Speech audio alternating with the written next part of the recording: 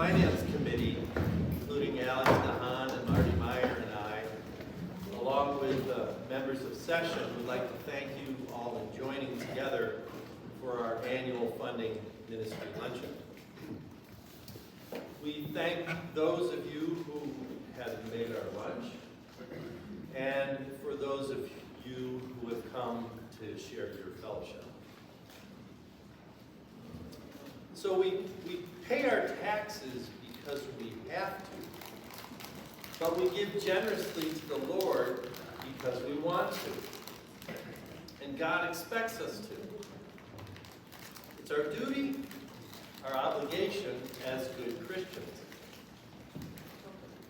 And we always have been a generous congregation, not only in life, but also in death.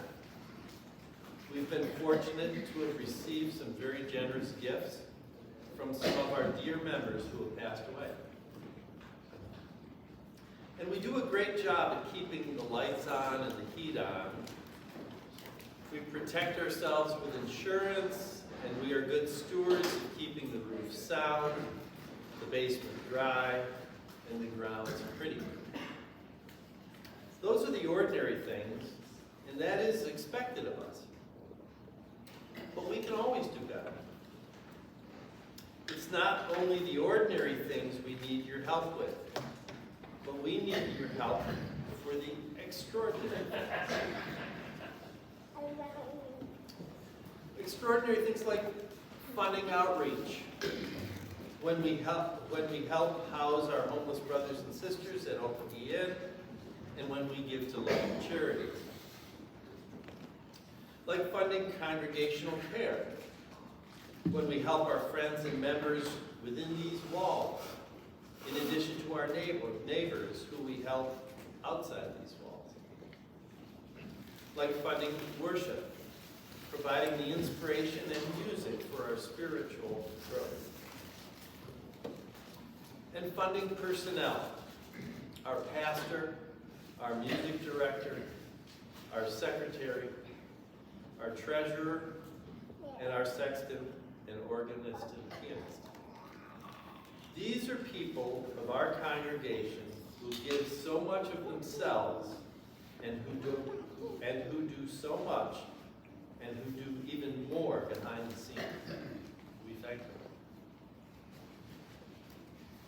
And supporting our new sailors in the community, working on the Navy ships while they are away from their families. These are some of the extraordinary things that we do and the extraordinary things that we need your help with. As we examine our bottom line, we will have a shortfall this year. Our budget is very trim. We can hold the line on many of our expenses. Certain expenses continue to go up and are under less of our control than we would like to invest. Under less of our control. And we always like to invest in a greater mission. If everyone maintains the same level of monetary support as last year, we will continue to have a shortfall. Church statistics show that members pledge between 5 and 10% of their monthly income to support the ministry of the church. I would appeal to each of you to think about an extra $5 or an extra $10 per week or per month. We are asking you to stretch, to reach, and to grow in your faith. In the coming weeks, you will be receiving pledge cards. We all have one at our place seating. I'm not sure if we'll also be sending out some.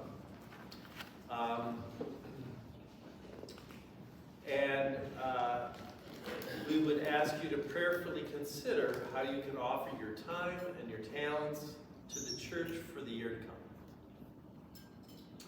And remember, God always loves the cheerful giver. We thank you for all that you do for the church. And for just a moment, I'd like to have Pastor Jan come up and briefly describe what I mentioned about the new sailors in our community. So Jan, if you... How much are we short? We haven't done the budget yet for this year. I think we should know that. Well, it's probably 40 or 50,000. Well, okay. Somewhere. You're not going to put it in. Okay. Thank you, John. Yes. I'd just like to say, before I get into the United States Navy here, that I know that 40 to 50,000 is not something that somebody's going to write out a check.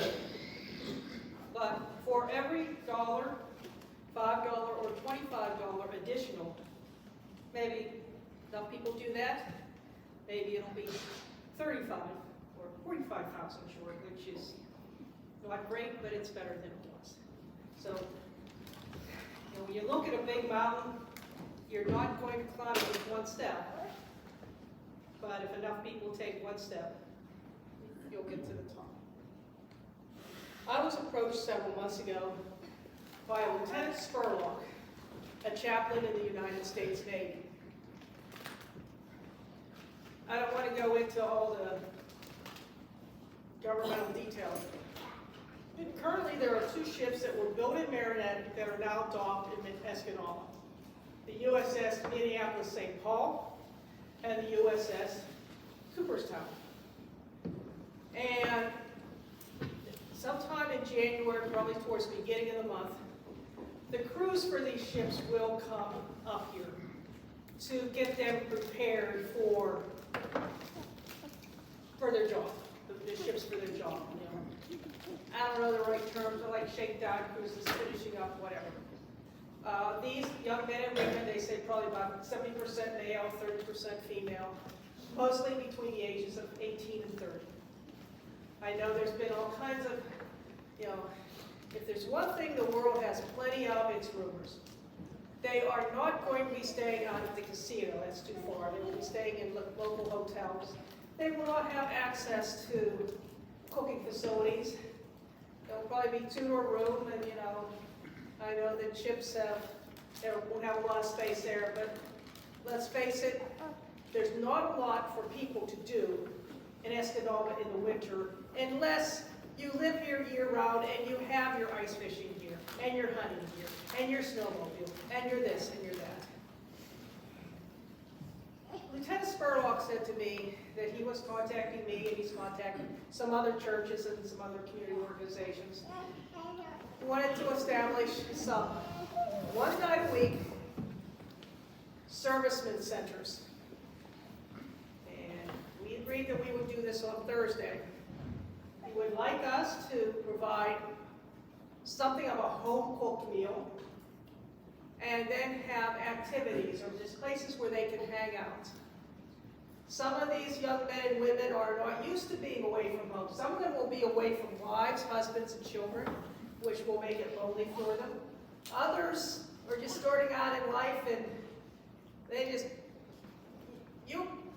we can remember what it was like to be 18, 19, 20 years old. And you thought when you were 18 you knew everything, and by around 19 you started to realize maybe not so much. And one of the things that the chaplain said to me is we want to have an opportunity for these young people to go someplace that is not home. This is a time in their development where they are developing a lot of attitudes and missions for their life, shall we say.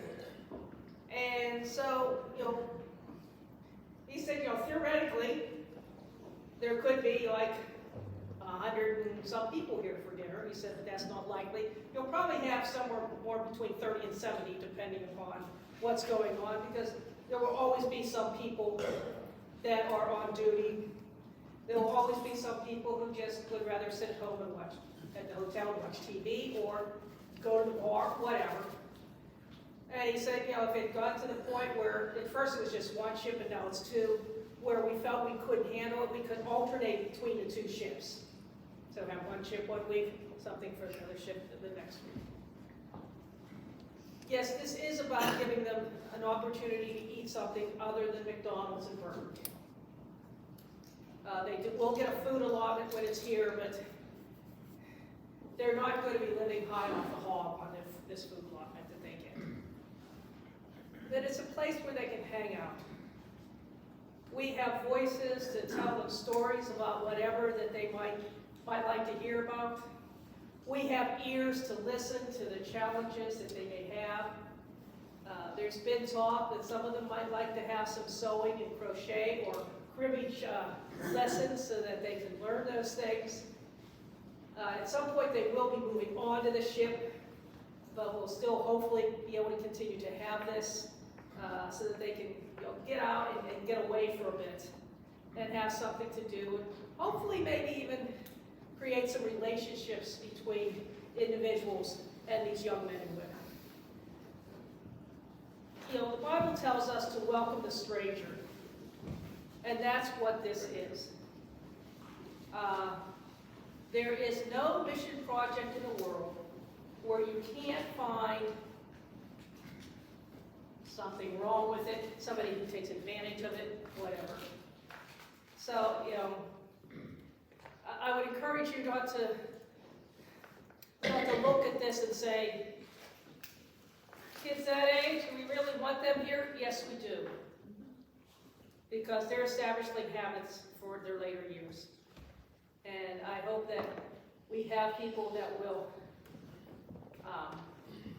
donate not just monetarily to this, but also their time and their talents. I don't know how to crochet, so I can't teach that. But, you know, there are a lot of opportunities.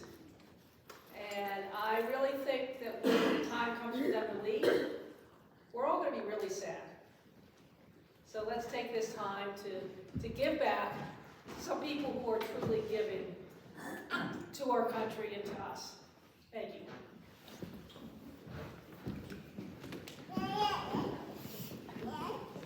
Thanks, Pastor Jan. And I just want to thank you all for coming and for all the things that all of you do for this church. Thank you. John, one thing we ask people to do, why don't you put a big sign up here? Put your name, what you could help with. We can help with cards or making out messages or whatever you can do. But put it on a board so someone can see what they're doing, and if you need some help in learning how to play cribbage, I'll help you. That is a great idea, and the planning committee has been meeting, and we'll have some things like that up, and we're always looking for That's a great idea. suggestions. Yeah. Yes, great idea, thank you. All right. There's still some cookies left.